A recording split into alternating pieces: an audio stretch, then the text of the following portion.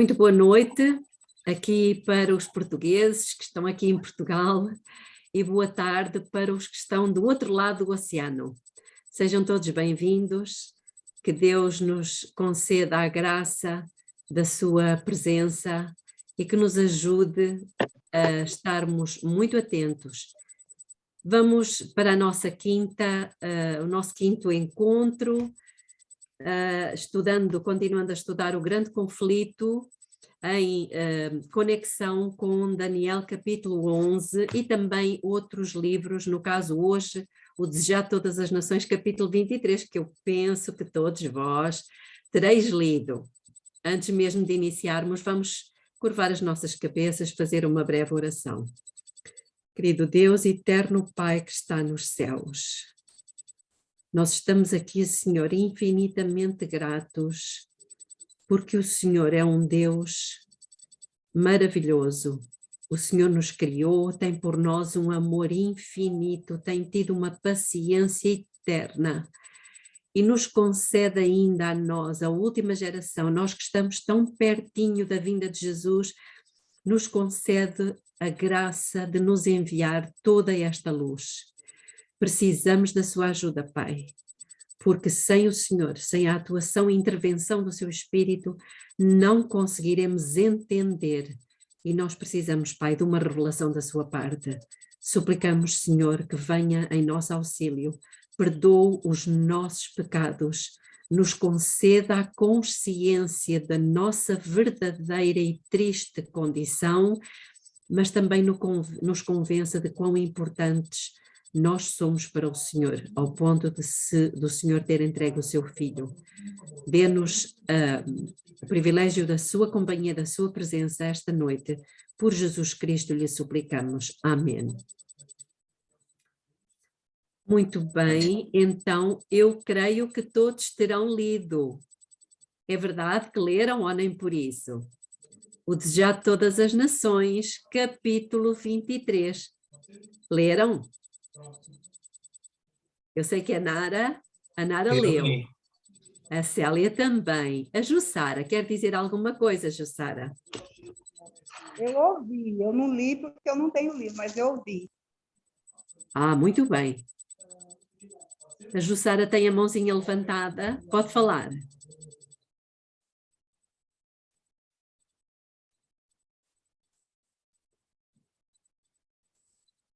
Jussara? Não, eu li sim, mas não quero comentar não. Ok, muito bem. Pronto, então vamos avançar. Nós estamos, portanto, a orientar-nos pelo grande conflito. E como eu vos tinha dito, estamos no capítulo 18 e aqui, irmãos, nós estamos a perceber o que é que acontece aqui no capítulo 18. Nós já estamos a ver aqui o primeiro anjo do Apocalipse. Fala-nos de um lavrador, não é? Guilherme Miller.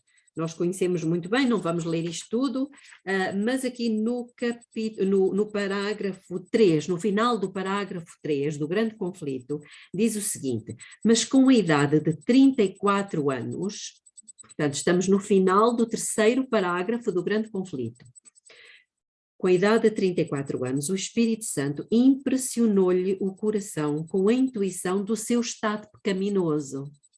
Irmãos, isto é muito importante, porque a primeiríssima coisa que o Espírito Santo faz conosco, quando ele quer conduzir-nos para uma determinada obra, a primeira coisa que ele faz é impressionar-nos com a pecaminosidade da nossa natureza. Ele convence-nos do pecado, ou seja, a primeira coisa que faz é dar-nos um coração contrito e arrependido, e foi exatamente isto que aconteceu com Guilherme Miller, e acontece com todas as pessoas sobre quem o Espírito Santo desce para, normalmente, chamá-las para uma determinada missão. Mas eu gostava de levar-vos agora para os primeiros escritos. Vou ler apenas uma pequenina citação do capítulo 54 dos primeiros escritos, Eu estou a ler mesmo no próprio livro, e é um capítulo que precisamente tem o título Guilherme Miller. Então vamos ver aqui algumas pequeninas coisas apenas. No início desse capítulo, 54, diz o seguinte: Deus mandou o seu anjo mover o coração de um lavrador que não havia crido na Bíblia. Coisas impressionantes que Deus faz. Ele não acreditava na Bíblia, não tinha crido na Bíblia, a fim de o levar a examinar as profecias. Então Deus começa logo esta época do primeiro anjo com uma ação sobrenatural, escolhendo este homem que nem sequer acreditava na Bíblia, levando o seu anjo, moveu-lhe o coração para que ele fizesse o quê? Levá-lo a examinar as profecias. E depois diz: anjos de Deus. Eu acho isto muito bonito. Anjos de Deus repetidamente visitavam aquele escolhido para guiar o seu espírito. Vejam que os anjos é que guiam o nosso espírito e abrir à sua compreensão profecias que sempre tinham sido obscuras para o povo de Deus. Os irmãos, vejam como é que os anjos de Deus fazem conosco. Eles guiam o quê? A nossa mente para, sobretudo e particularmente, as profecias. E depois não vamos ler tudo, mas o que acontece é que diz aqui que ele viu ali uma profecia, uma perfeita cadeia de verdades. Viu que uma parte das escrituras explica a outra. No segundo parágrafo. Acompanhando as profecias em seu curso, viu que os habitantes da Terra estavam vivendo nas cenas finais da história deste mundo. E, contudo, não o sabiam. Olhou para as igrejas. Irmãos, isto passa-se na década de 30-40, 1830 1840. Olhou ele para as igrejas e viu que estavam corrompidas. Haviam tirado de Jesus as suas afeições, ou seja, o coração delas, o interesse delas não estava em Jesus, estava noutras coisas. Colocando-as no mundo, estavam a buscar honras mundanas em vez daquela honra que vem de cima. Apoderavam-se das riquezas mundanas em vez de acumular o seu tesouro no céu. O que é que ele via? Hipocrisia, trevas e morte por toda a parte. O seu espírito agitou-se dentro dele. Então, irmãos, é muito interessante nós presenciarmos aqui como é que aconteceu o chamado de Guilherme Miller. Ele olhou, ou seja, ele tirou os seus olhos do seu microcosmos, ou seja, da sua pequenina vila, da sua pequenina, o seu pequenino lugar, e Deus lhe fez ver o macrocosmos, a forma como as igrejas estavam a viver naquela altura. E lembremos-nos que havia já várias igrejas naquela época, mas como é que ele viu as igrejas? Cheias de hipocrisia. O coração delas não batia por Jesus. Elas não ansiavam a presença de Jesus. E é precisamente quando o coração deste homem se lhe agitou ao presenciar aquela cena que Deus o chamou e viu: este é o homem ideal a quem eu vou revelar, fazer uma revelação fantástica, levando-o a estudar as profecias, porque ele tem uma grande missão. Irmãos, e isto é muito bonito nós vermos, porque de alguma forma o panorama que nós estamos a viver hoje não é muito diferente.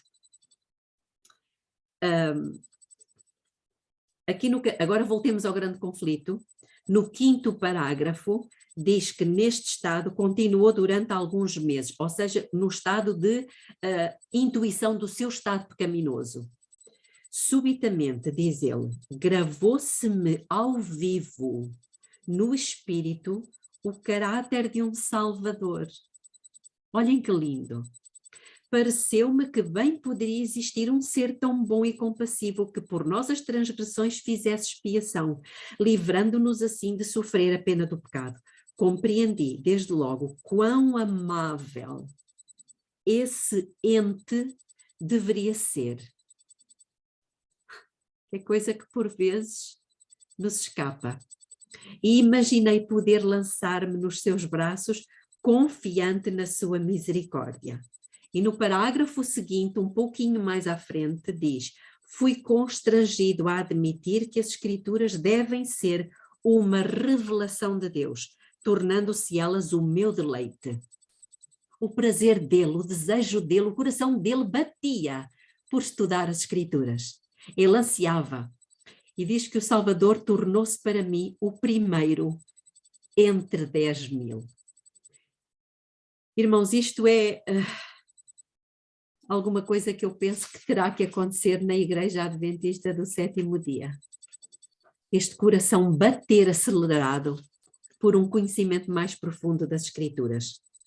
Bom, vamos avançar aqui no nosso grande conflito e nós vamos perceber que ele foi levado a estudar e a aprofundar as Escrituras e ele descobriu em Daniel, porque basicamente foi no livro de Daniel que ele se focou, ele descobriu algumas profecias interessantes, como por exemplo, do capítulo 9, ele descobre a profecia que nós também já estudamos, não vamos agora deter-nos aqui, a profecia das 70 semanas, que são os 490 anos, uma pequena profecia dentro de uma grande profecia dos 2.300 anos, portanto ele focou-se basicamente em Daniel, capítulo 8 e capítulo 9.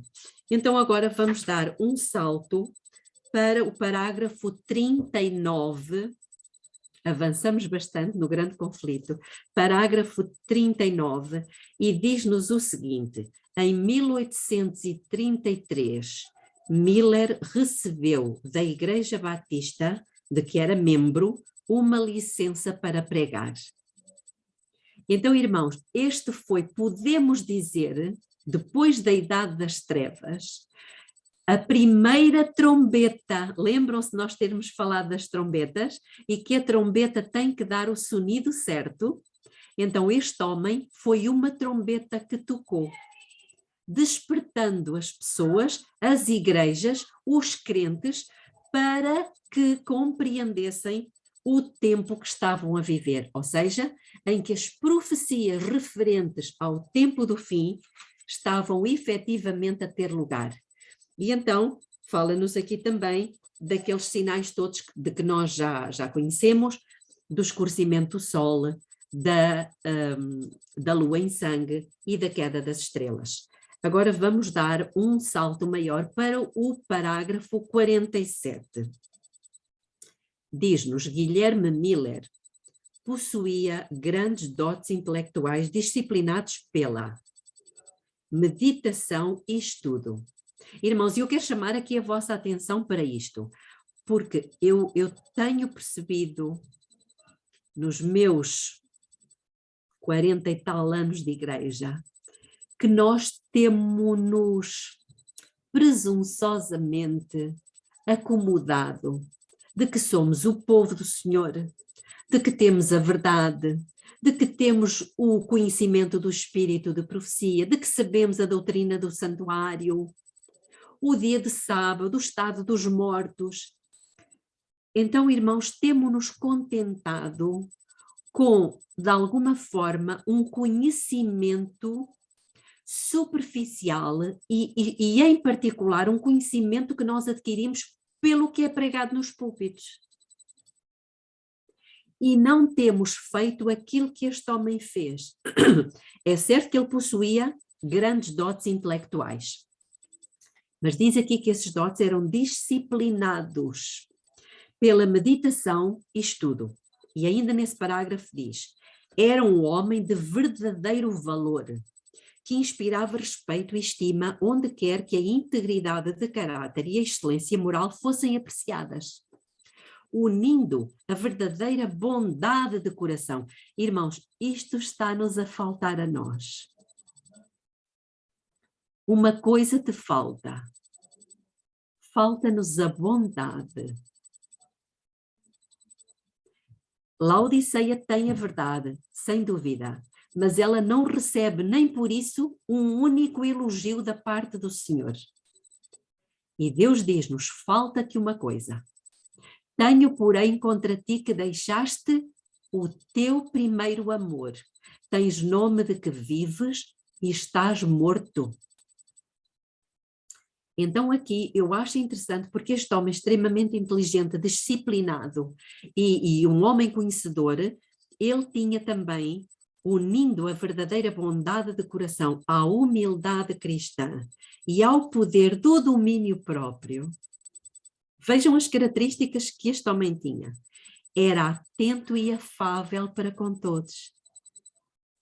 Não imaginamos que Jesus era assim?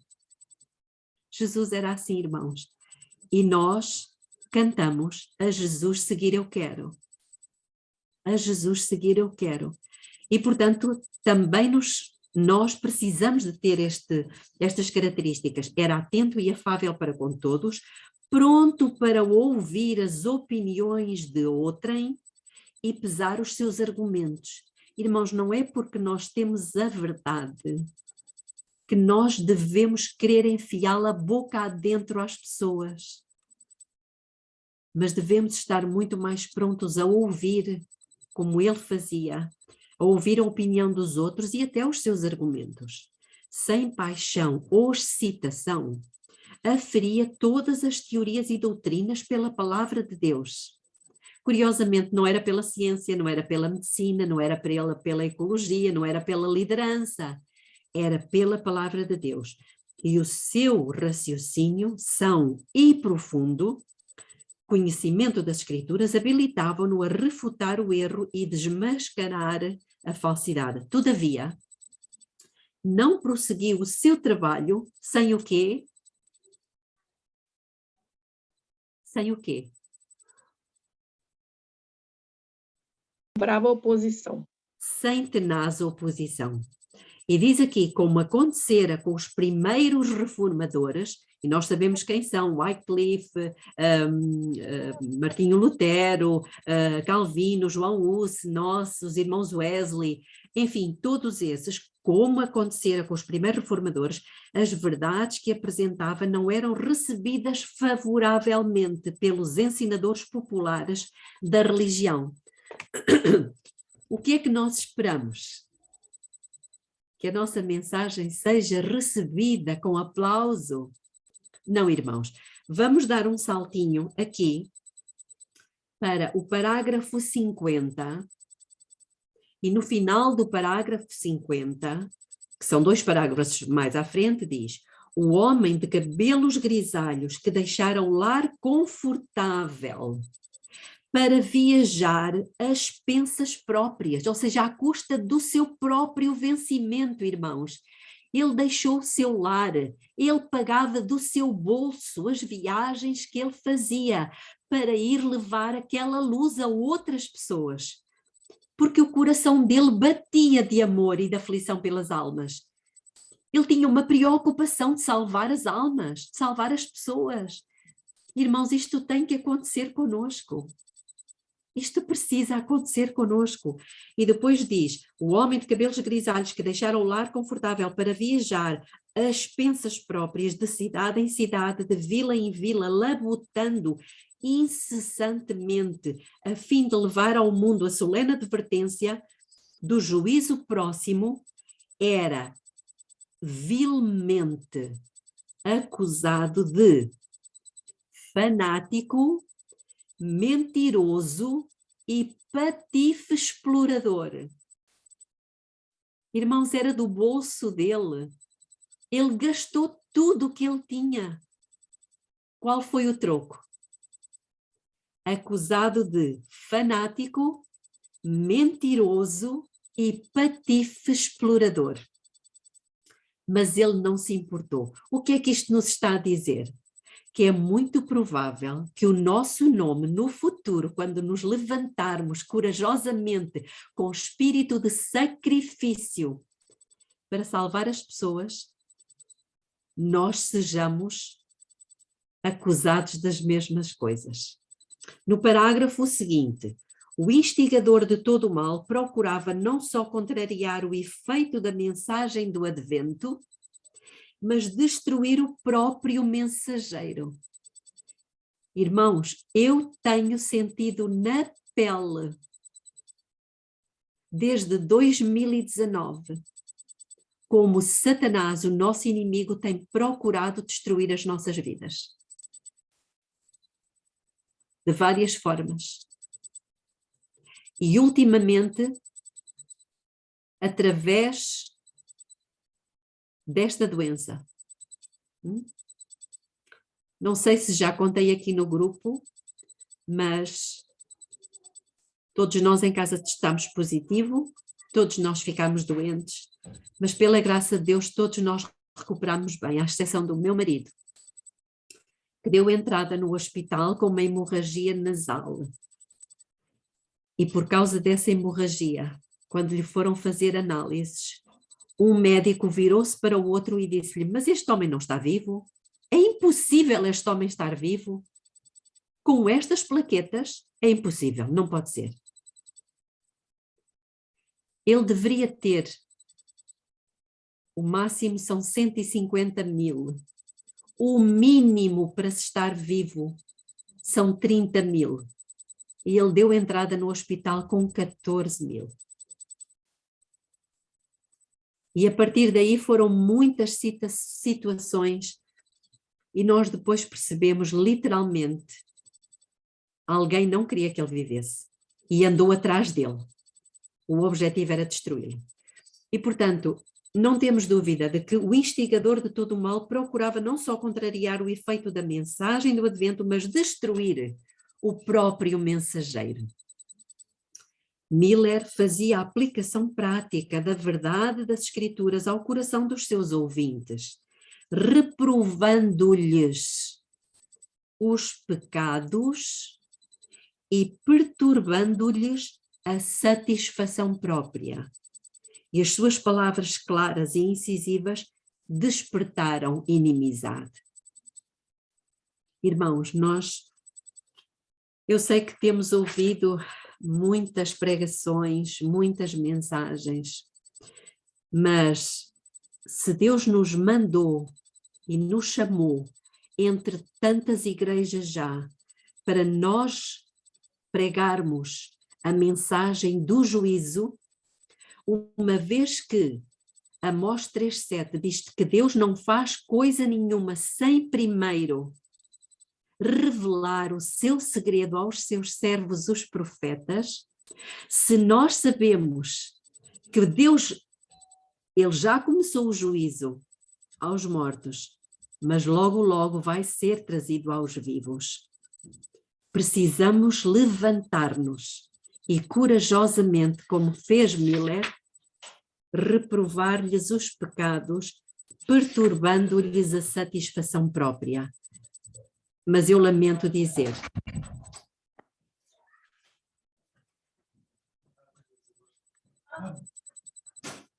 eu peço desculpa, não se importam.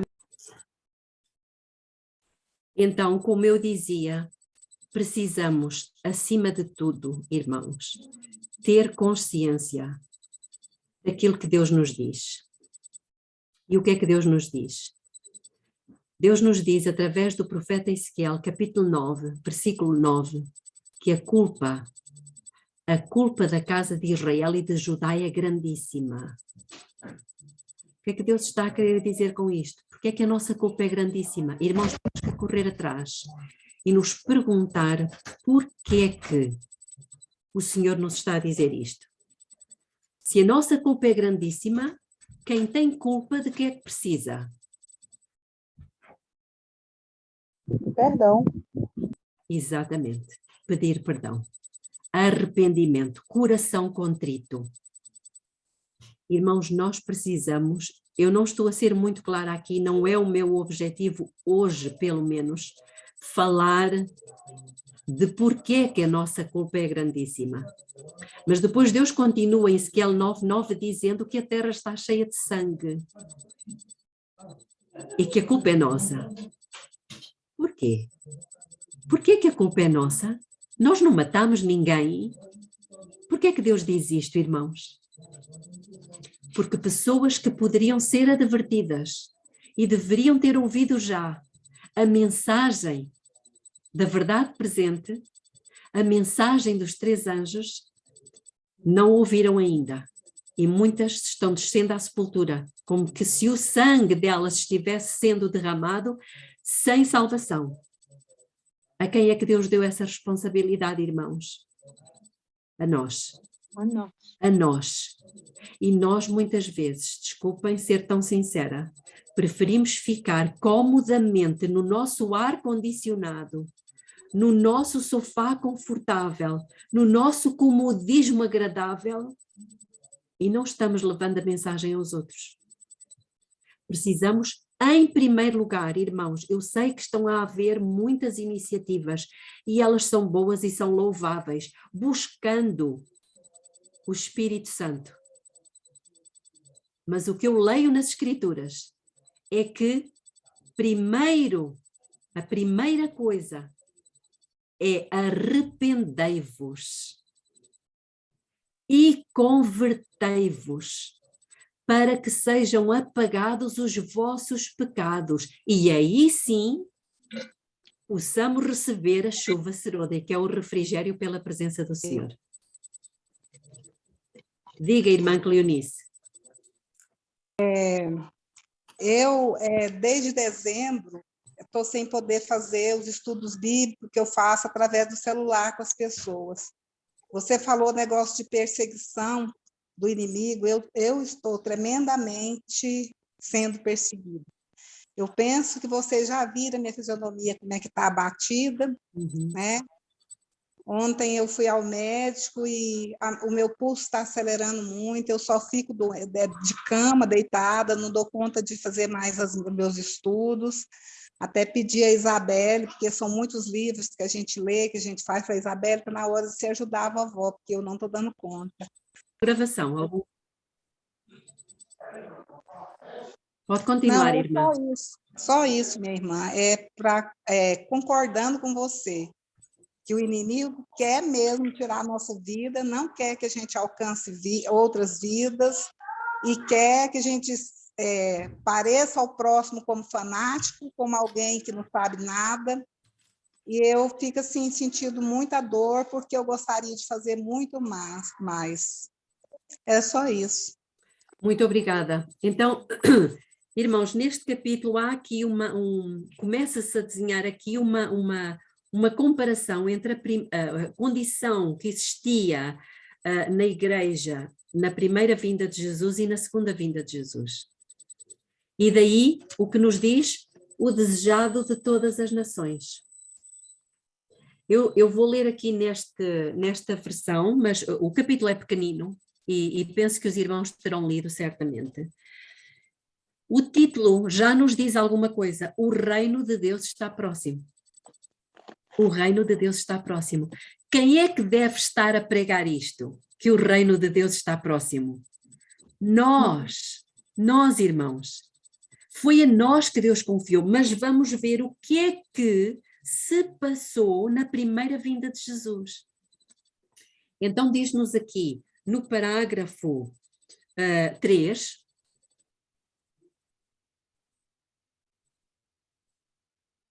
parágrafo 3, diz o seguinte: o Sinédrio rejeitara a mensagem de Cristo e tencionava matá-lo. Então, irmãos, estão a ver o paralelo entre a primeira vinda de Jesus e o tempo da segunda vinda de Jesus com Guilherme Miller? Portanto, Jesus partiu de Jerusalém. Vejam o que é que Jesus fez. Partiu de Jerusalém, afastou-se dos sacerdotes, do templo, dos guias religiosos, do povo que for instruído na lei, e voltou-se para outra classe para proclamar a sua mensagem e reunir os que haviam de levar o evangelho a todas as nações. Ou seja, havia já um sacerdócio no tempo de Jesus. Havia ou não havia? Havia um sacerdócio que ministrava. O que é facto é que Jesus não fez guerra a esse sacerdócio.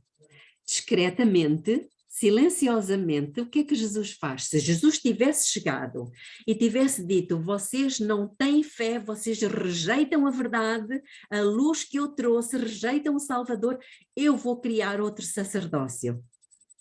Mas não foi isso que ele fez. O que é que ele fez? Discretamente, ele vai chamar homens, vai incumbi-los da missão de sacerdotes disfarçados de pescadores. E foi a estes homens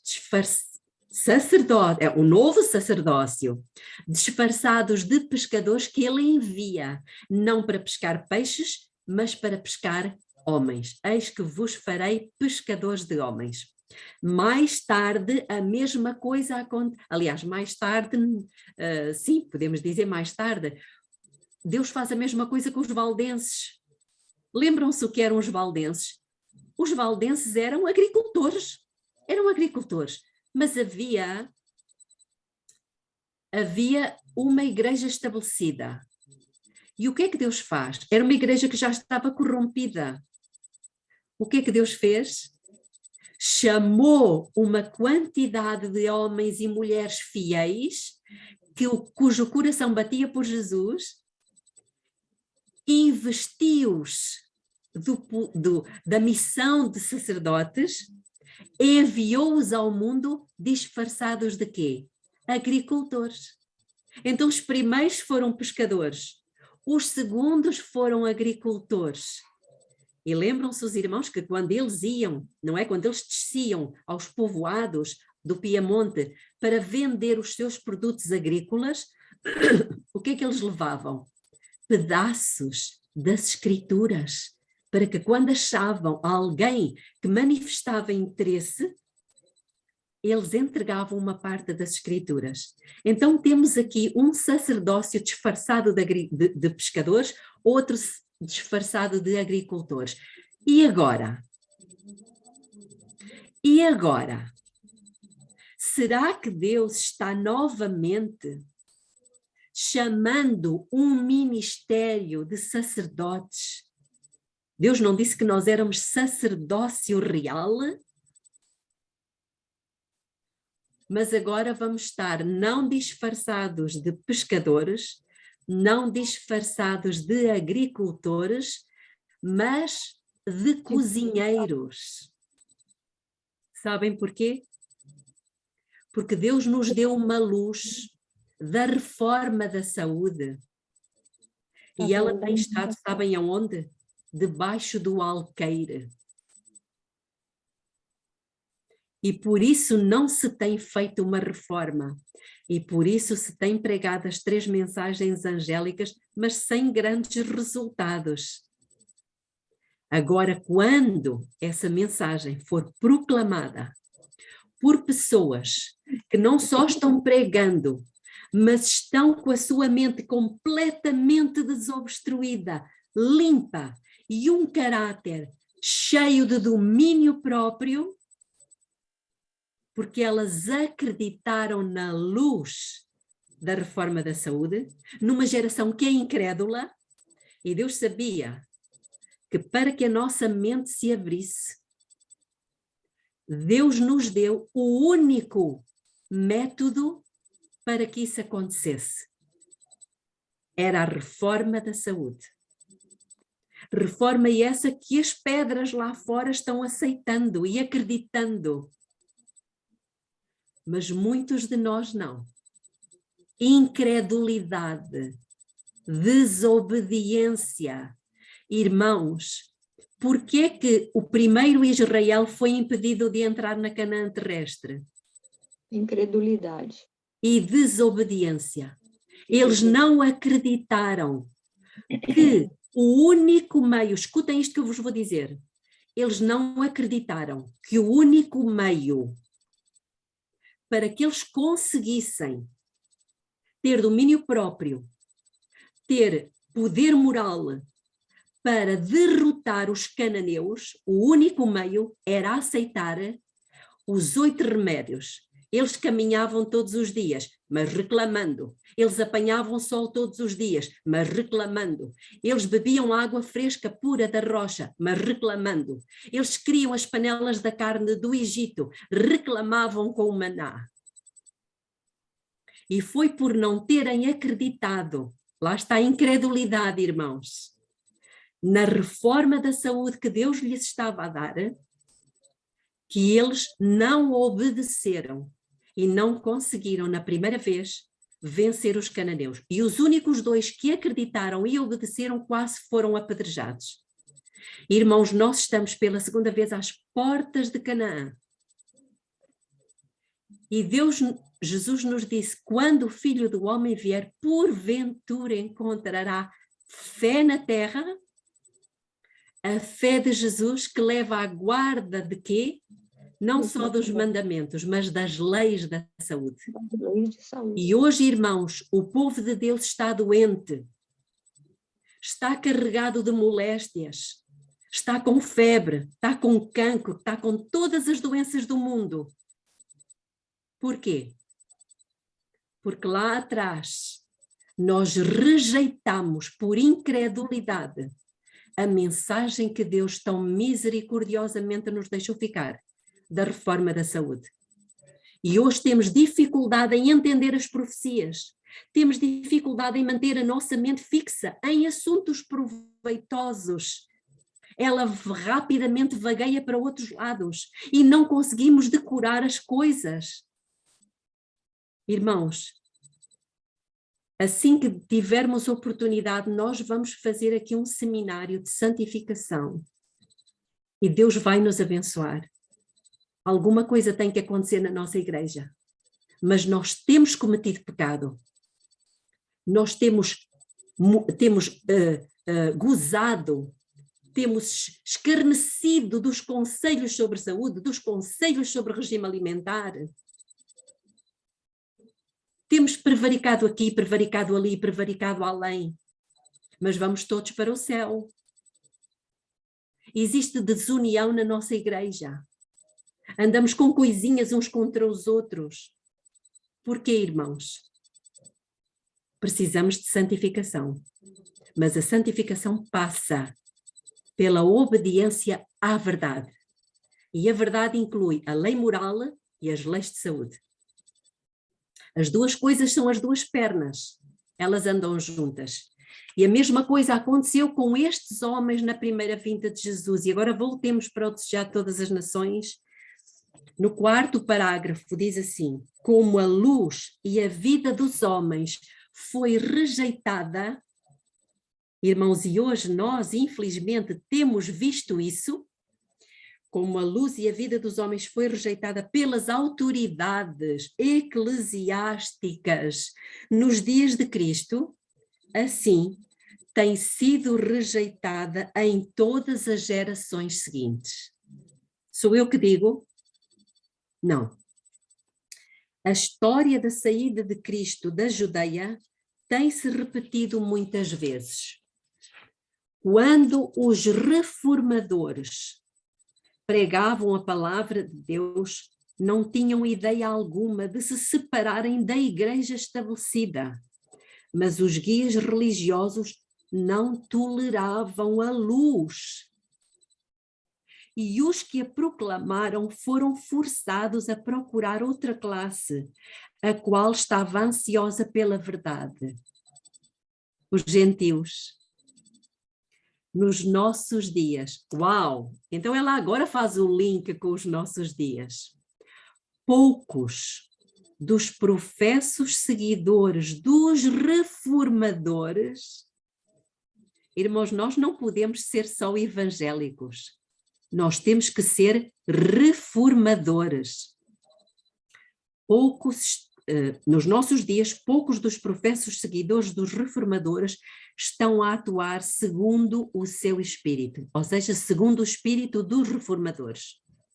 Poucos estão à escuta da voz de Deus e prontos para aceitar a verdade, seja qual for a maneira como ela se apresente. Muitas vezes, os que seguem os passos dos reformadores são forçados a retirar-se das igrejas que amam para mostrarem o ensino positivo da palavra de Deus. E muitas vezes, os que estão à procura da luz são, pelos mesmos ensinos, obrigados a deixar a igreja dos seus pais para lhe poderem obedecer.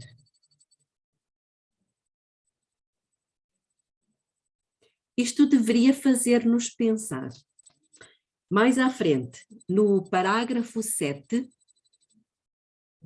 portanto, 3 parágrafos mais à frente diz: a nota predominante da pregação de Cristo era: o tempo está cumprido e o reino de Deus está próximo. Arrependei-vos e crede no Evangelho.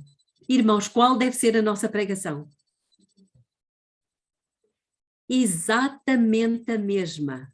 O tempo está cumprido, irmãos. O tempo está cumprido.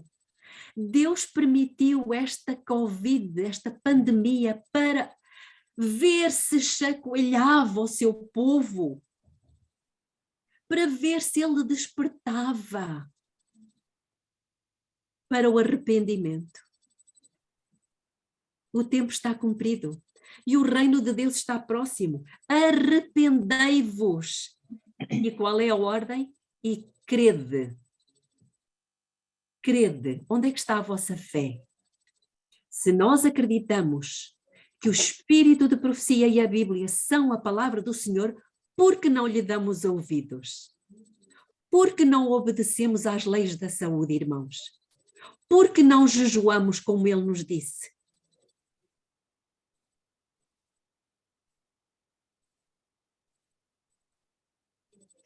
Assim, a mensagem evangélica, tal como era anunciada pelo próprio Salvador, baseava-se nas profecias. Vamos dar agora, não vamos, porque aqui também fala na profecia de Daniel, tal e qual como Guilherme Miller, não é? A profecia de Daniel, a profecia de Mateus 24, das 70 semanas e dos 2.300 tardes e manhãs. Vamos ao parágrafo 10. E estamos a caminhar para o fim. O tempo da vinda de Cristo, a sua unção pelo Espírito Santo, a sua morte e a pregação do Evangelho aos gentios foram indicados rigorosamente. O povo judeu teve o privilégio de compreender estas profecias e reconhecer o seu cumprimento na missão de Jesus. Cristo insistia com os seus discípulos quanto à importância do estudo profético. Então, irmãos, essa insistência de Jesus ainda é para nós também. São as profecias. A Bíblia diz-nos que elas são como uma luz e temos muito firme a palavra dos profetas. Não é o que diz Pedro? À qual bem fazeis em estar atentos, como a uma luz que alumia em lugar escuro, até que o dia esclareça e a estrela da alva, que é Jesus, apareça em vossos corações. É isso que diz em 2 Pedro capítulo 1.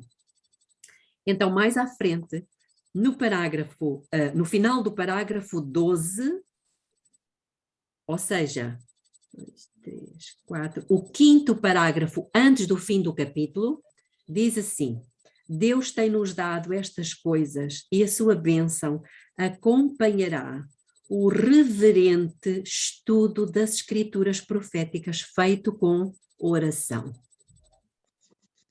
Como a mensagem do primeiro advento de Cristo. Escutem agora, irmãos.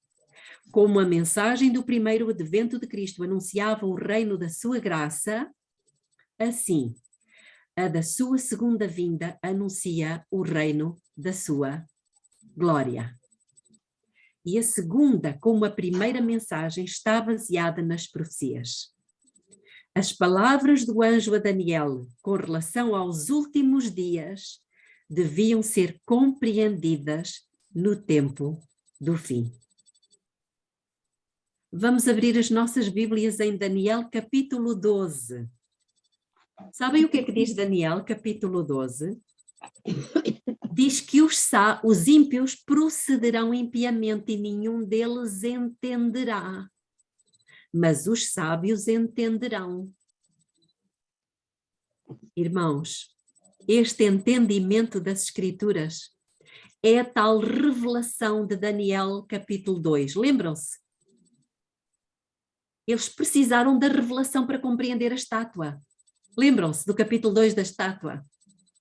Por que é que Deus deu àqueles 4 jovens a revelação? Porque eles tinham feito no capítulo 1 o quê? Decidido não se contaminar. Com a comida e com a bebida. Ou seja, eles estavam a fazer a reforma da saúde. Eles tinham feito. E porque eles fizeram a reforma da saúde, irmãos, a mente se lhes abriu. E Deus pôde dar-lhes a revelação que os salvou. E porque eles receberam a revelação, Deus lhes pôde, ou melhor, eles puderam praticar a verdadeira adoração. E Deus os libertou da fornalha de fogo. Irmãos, em que tempo é que estamos a viver? Não estamos a viver no tempo da adoração verdadeira e falsa? A primeira mensagem angélica, o que é que ela diz? E adorai aquele que fez o céu, a terra, o mar e as fontes das águas. É um chamado à adoração verdadeira. E a terceira mensagem angélica, o que é que diz? Se alguém adorar a besta e a sua imagem. Então, irmãos, o que Deus está a chamar neste momento é um povo para esclarecê-lo, revelar-lhe como é que é a verdadeira adoração, a adoração em espírito. Porque o povo de Deus tem adorado a Deus, mas em carne, fazendo a vontade da carne e dos pensamentos. Iremos falar disto mais à frente, mas agora deixava já com os irmãos o capítulo 12 de Daniel, o versículo 10. Deus diz, alguém quer ler, por favor? Ok. Muitos serão purificados e embranquecidos e provados. Mas os ímpios procederão impiamente, e nenhum dos ímpios entenderá, mas os sábios entenderão. Muito obrigada. Irmãos, vejam como é que Deus aqui associa 2 coisas. A sabedoria e o entendimento dos sábios. A purificação. Com a purificação. Exatamente. Ou seja, esta sacudidura pela qual nós estamos a passar deveria despertar o povo de Deus. E deveríamos pensar, por que é que nós estamos doentes? Por que é que nós não estamos a ser uma luz? Esta purificação, e nós estamos a estudar isso na lição da escola sabatina, tem a ver com a nossa falta de obediência por causa da nossa incredulidade. Pedro diz que para nós sermos purificados pela obediência à verdade, não é? Que nós somos purificados pela obediência. Mas se nós não estamos obedecendo às leis da saúde, como é que podemos ser purificados? Então Deus permite que venham estas coisas para nós acordarmos e pensarmos, onde é que eu me afastei do Senhor? Nós nos afastamos do Senhor. Precisamos rapidamente voltar. E Deus tem um povo que está fazendo esse percurso de volta. Louvado seja Deus. Mas iremos ter que aprofundar este assunto. Então, no Desejado de Todas as Nações, vamos então ao 3º parágrafo, antes do fim, diz, chegamos ao período predito nestas passagens. É chegado o tempo do fim. As visões dos profetas estão reveladas. E as suas advertências solenes mostram-nos que a vinda do nosso Senhor em glória está perto às portas. Os judeus interpretaram e aplicaram mal a palavra de Deus e não conheceram o tempo da sua visitação.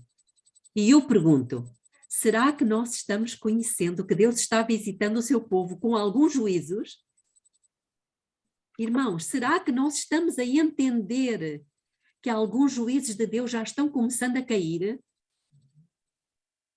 Ou estamos como os judeus, que não entenderam o tempo da sua visitação? Continuando. Os anos do ministério de Cristo e dos seus apóstolos, os preciosos últimos anos de graça para o povo escolhido, foram os últimos 7 anos de graça, foram a última semana das 70 semanas, lembram-se? A última semana, que eram 7 anos, passaram-nos tramando a destruição dos mensageiros do Senhor. Que triste. As ambições terrestres absorviam-nos e a oferta lhes foi feita do reino espiritual foi em vão. O mesmo acontece hoje. Irmãos, não sou eu que estou a dizer isto. É o Espírito Santo. O mesmo acontece hoje.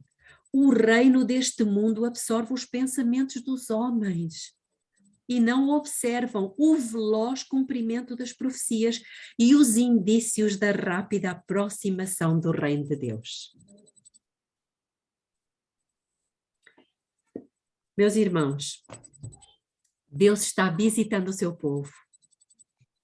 Deus está trazendo luz. Novamente, eu acredito, à última geração. Aquela geração que vai passar pelos últimos acontecimentos da história deste planeta. E eu digo-vos, eu creio, é a minha convicção. Os irmãos podem não ter, mas eu acredito que nós estamos encaixados nestes últimos 7 anos de graça. O que nós iremos fazer com a luz que Deus nos está dando, eu não sei. Mas uma coisa sei, que Deus está a ser extremamente bondoso e paciente conosco. Vamos orar.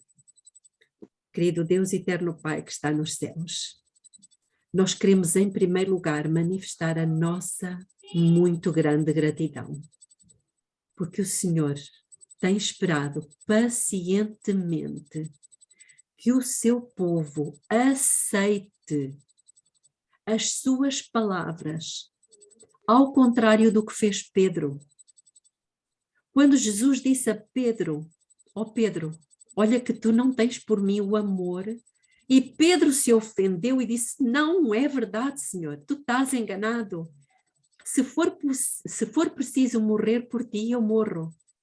E Jesus disse, olha que não é assim, antes que o galo cante, tu vais me negar 3 vezes. Pedro não acreditou na palavra de Jesus, preferiu acreditar na sua opinião de si próprio.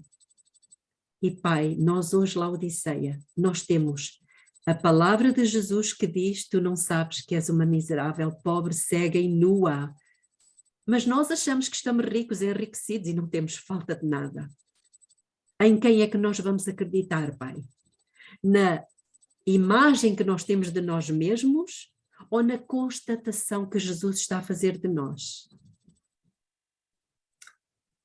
Que o Senhor nos ajude, Pai, a cair de joelhos e a dizer ao Senhor que nos convença do pecado, que nos ajude a passar pelo verdadeiro arrependimento, para que o Senhor possa rapidamente, em poucos dias, fazer uma alteração completa no estado da sua igreja.